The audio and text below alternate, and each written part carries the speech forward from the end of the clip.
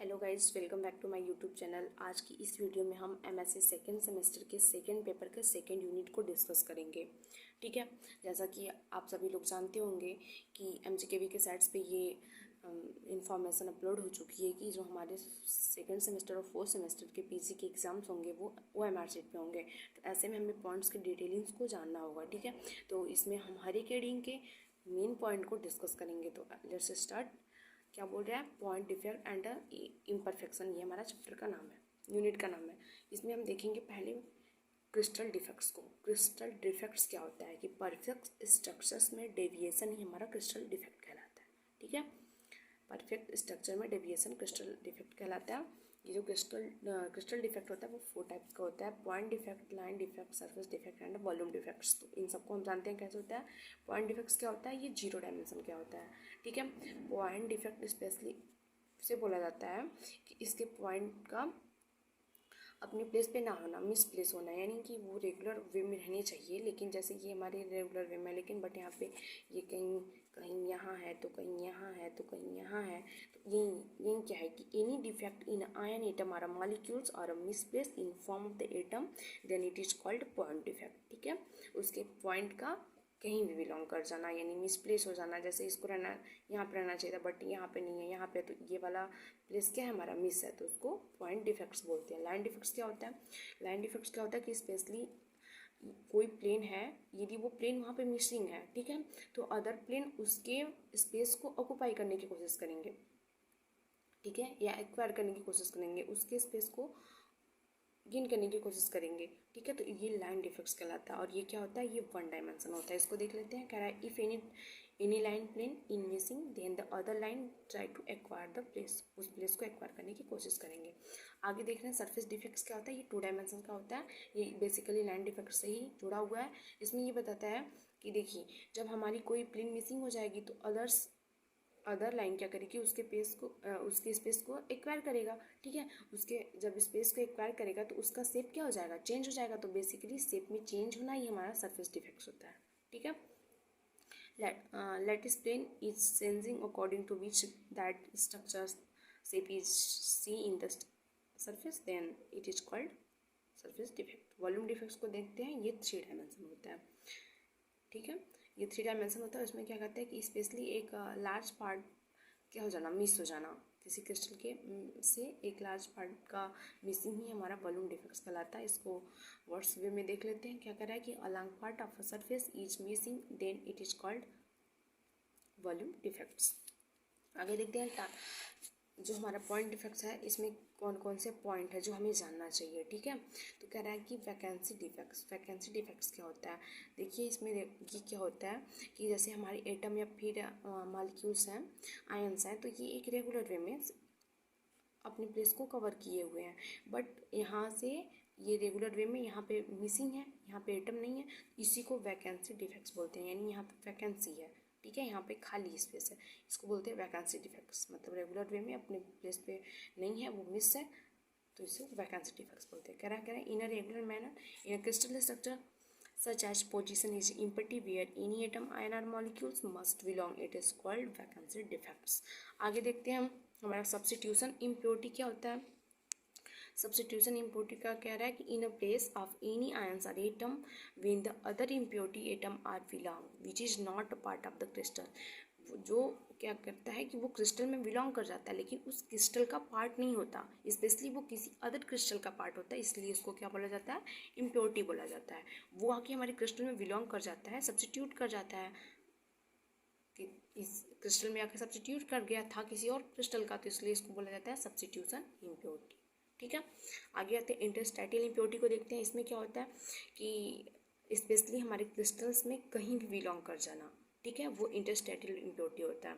क्या कह रहा है, in a crystal when any other molecules belong the between anywhere of the crystal then it is called interstitial crystal. मतलब वो किसी कोई भी क्या बोल रहा है, अदर मॉलिक्यूल्स, कोई अदर मॉलिक्यूल्स और वो क्रिस्टल में कहीं भी बिलोंग कर जाए। ठीक है, तो इसको इंटरस्टैटियल इम्प्योरिटी बोलते हैं। आगे आया चौथी पॉइंट क्या है हमारी, सेल्फ इंटरस्टैटियल डिफेक्ट्स क्या होता है।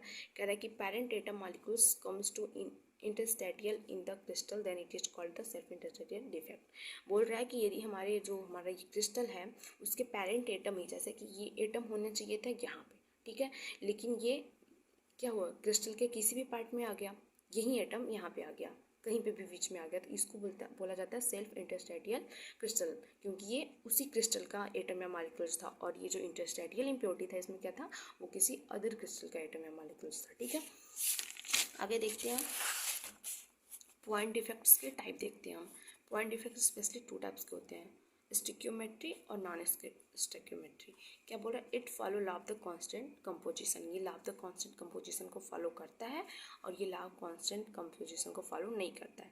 बेसिकली जो पॉइंट डिफेक्ट्स होते हैं उनको आयनिक क्रिस्टल के अकॉर्डिंग 2 टाइप्स में डिवाइड किया गया है, एक होता है सार्टकी और एक होता है फ्रैंकल। ये तो जैसा कि आप लोग 12th बेसिस में ही पढ़ चुके होंगे, ठीक है, बट यहाँ पे कुछ और हम पढ़ते हैं और उसके बारे में जानेंगे। तो क्या बोल रहा है, जो सार्टकी में क्या होता है, ये जो वैकेंसी होती है, अभी हम लोगों ने पढ़ा था ना कि आगे इलेक्ट्रॉन वैकेंसी, यहाँ पे क्या आया था, वैकेंसी डिफेक्ट्स आया था ना, वैकेंसी डिफेक्ट्स आया था।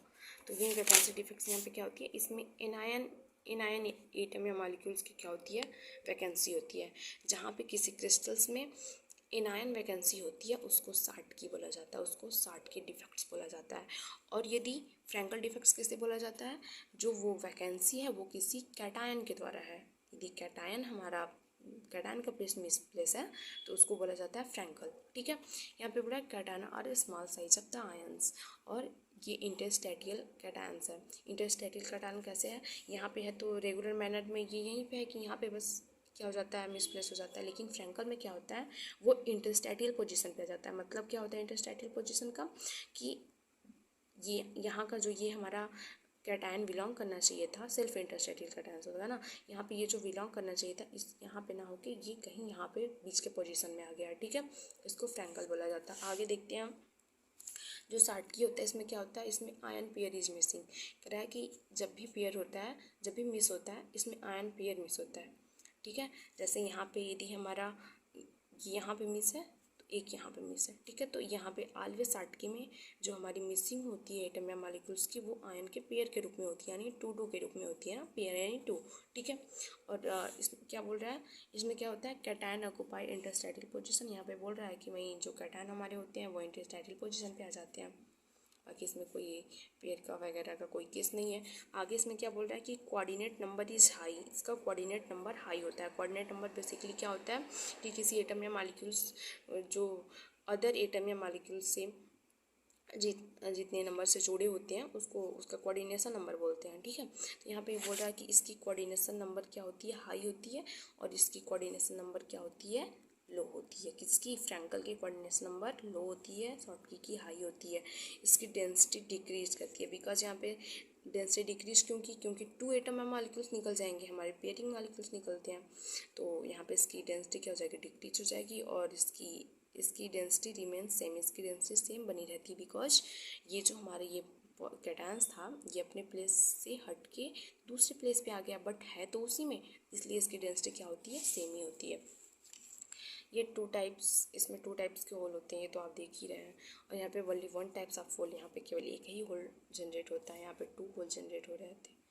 और जैसे इसके एग्जांपल क्या है, NaCl, KCl, KBr, और इसका है AgCl ZnS। ये जो AgBr बताया गया है, ये जो AgBr होता है, ये इसको आप मान लीजिए, एज्यूम्पशन से मान लीजिए कि ये जो सार्टकी और फ्रैंकल्स का क्या होता है, ये दोनों शो करता है AgBr।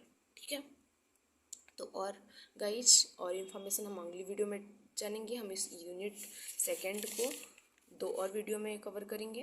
तब तक के लिए थैंक यू।